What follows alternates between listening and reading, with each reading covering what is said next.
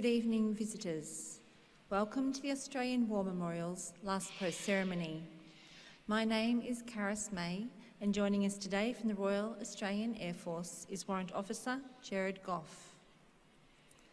We warmly welcome the family of Private Edwin Sydney Jones, whose story will be read shortly. We welcome the veterans who have served, those that are still serving, and the families that support them. We acknowledge the members of RSL and Services Clubs Association, RSL Victoria and RSL Queensland, who are watching the broadcast of this ceremony from around Australia. During this evening's ceremony, wreaths will be laid at the base of the pool of reflection by family and visitors. To commence this evening's ceremony, I invite you all stand and join in singing the national anthem.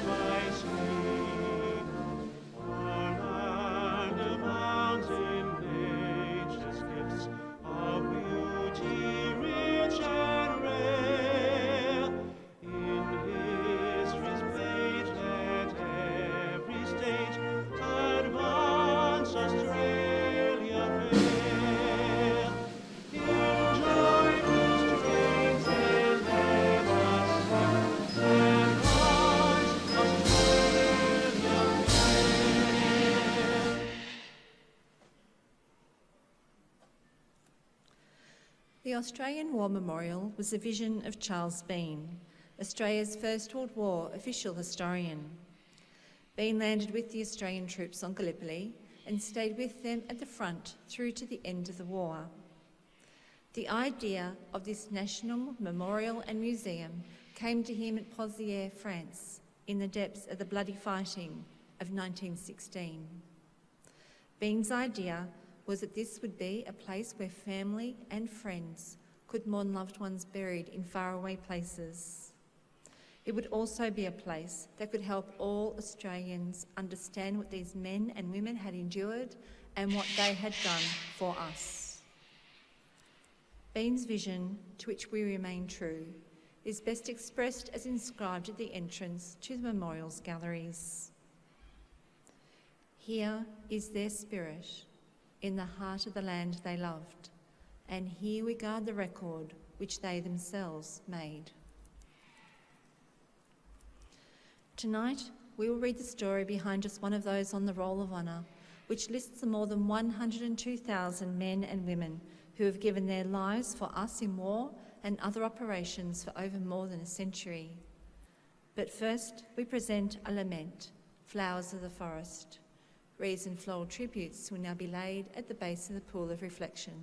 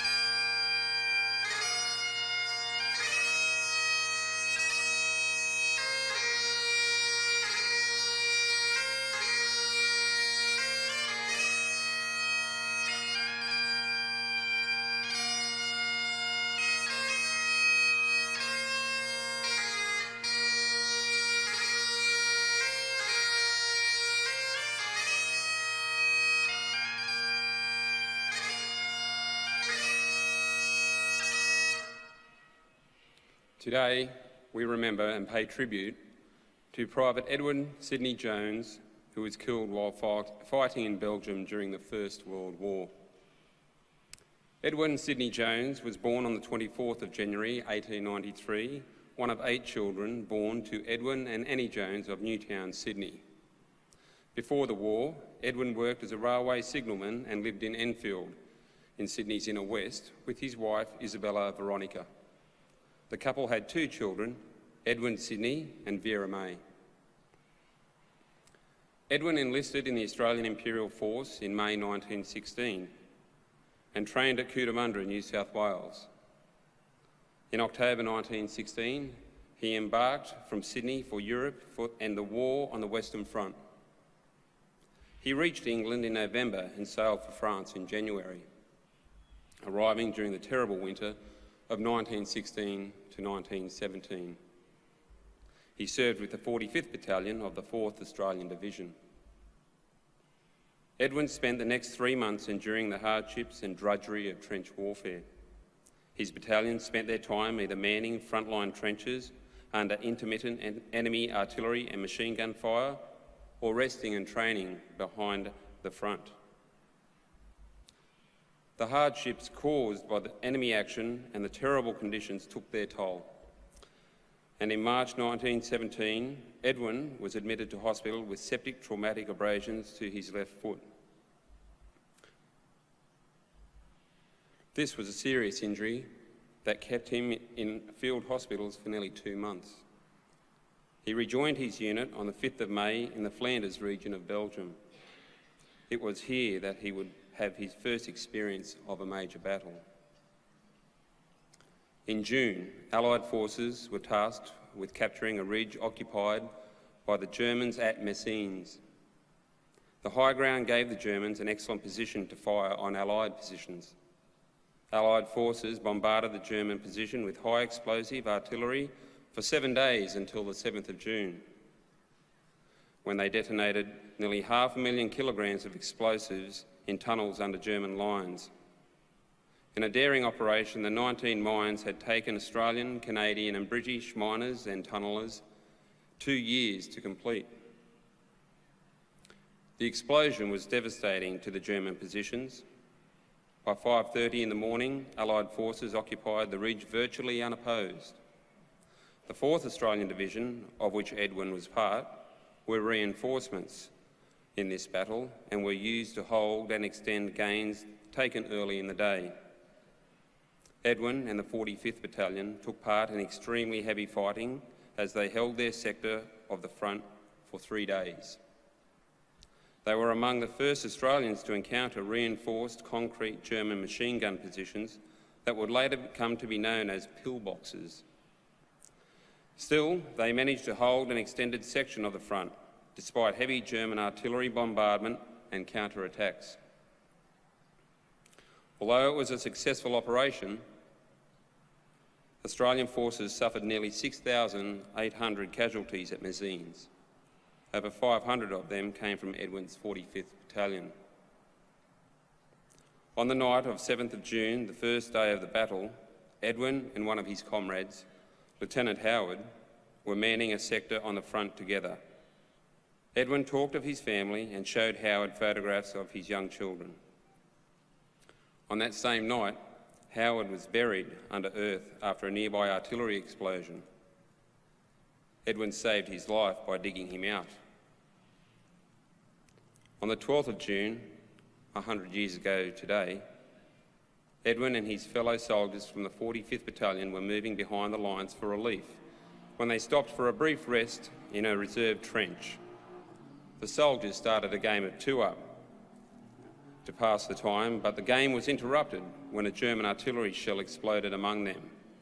Edwin was struck by a fragment of shell that pierced his back and shoulder. He was attended by a nearby medical officer, but died shortly afterwards. He was 24 years old. He is buried at the Kandahar Farm Cemetery Extension near Messines, along with over 400 other fallen Commonwealth soldiers. Edwin's grieving wife, Isabella, now left with their 2 young children, devoted great energy in trying to find out the particulars and circumstances of her husband's death. In 1918, she received a package of her husband's possessions from the front. Among them were a pocketbook, some coins and some photos. In all likelihood, these photos were the same photos of their children that Edwin had shown to his friend Howard only days before his death. Private Edwin Sidney Jones is listed on the Roll of Honour on my right, among more than 60,000 Australians who died while serving in the First World War. His photograph is displayed today beside the pool of reflection. He is pictured with his wife and eldest child, Edwin. This is but one of the many stories of service and sacrifice told here at the Australian War Memorial. We now remember Private Edwin Sidney Jones, who gave his life for us, for our freedoms, and in the hope of a better world.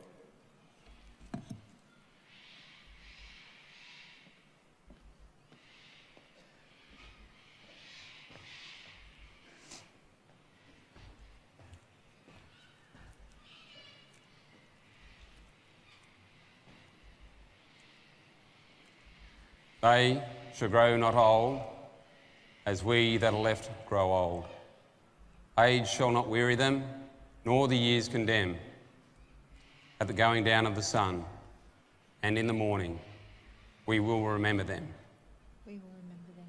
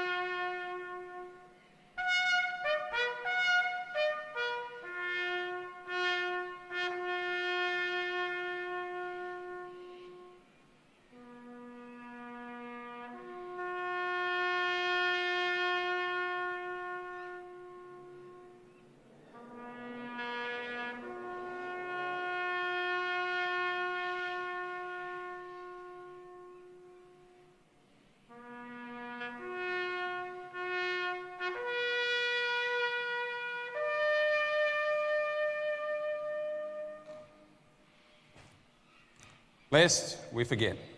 Lest we forget.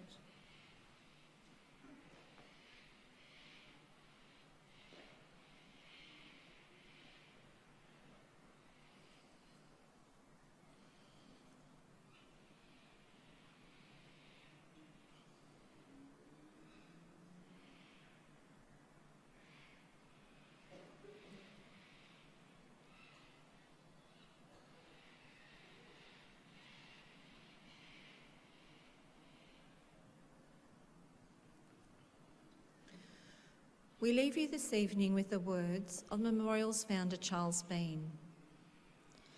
Many a man, lying out there at Pozières, or in the low scrub at Gallipoli, with his poor tired senses barely working through the fever of his brain, has thought in his last moments, well, it's over. But in Australia, they will be proud of this. Ladies and gentlemen, that concludes this evening's last post ceremony. We would like to thank you for visiting the Australian War Memorial today, and we wish you all a very good evening. Thank you.